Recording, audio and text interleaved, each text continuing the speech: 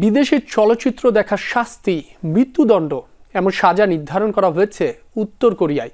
অন্য দেশের নাটক চলচ্চিত্র দেখা কিংবা আদান প্রদানের দায়ে এরই মধ্যে সর্বোচ্চ সাজা ভোগও করতে হয়েছে অনেককে। জাতিসংঘের মানবাধিকার বিষয়ক সংস্থার এক প্রতিবেদনে উঠে এসেছে এই তথ্য। রিপোর্টে বলা হয়েছে আধুনিক প্রযুক্তির মাধ্যমে আরো জোরদার করা হয়েছে নজরদারি। সারা দেশে ব্যাংকিং করুন নিশ্চিন্তে। ১৪০০-রও বেশি শাখা উপশাখায় দেশের বৃহত্তম ব্যাংক আইএফআইসির সাথে।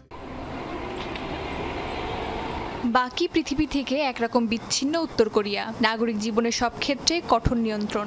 বিদেশি শক্তির অধীন না হলেও স্বাধীনতা নেই বাসিন্দাদের। কিম জং উনের রাজত্বে দেশটিতে একমাত্র সরকার নিয়ন্ত্রিত টেলিভিশনই বৈধ হিসেবে স্বীকৃত। এর বাইরে অন্য কিছু দেখার সুযোগ বা অনুমতি নেই। বিদেশি নাটক সিনেমা দেখার প্রশ্নই ওঠে না। এরপরও অবশ্য লুকিয়ে চলে সিনেমা দেখা, বিশেষ করে দক্ষিণ কোরীয় নাটক চলচ্চিত্র। এবার এই অপরাধের সাজার মাত্রা সর্বোচ্চ নির্ধারণ করেছে কিম জং উন প্রশাসন। এরই মধ্যে বেশ কয়েকজনকে মৃত্যুদণ্ড দেওয়া হয়েছে। এমনই তথ্য উঠে এসেছে জাতিসংঘের মানবাধিকার বিষয়ক সংস্থার এক প্রতিবেদনে। আধুনিক প্রযুক্তির বদৌলতে নজরদারি বেড়েছে ব্যাপক মাত্রায়। এই পরিস্থিতি চলতে থাকলে সামনে আরও বেশি নিপীড়নের শিকার হবে উত্তর কোরীয়রা। অস্মিতা বিশ্বাস, যমুনা নিউজ।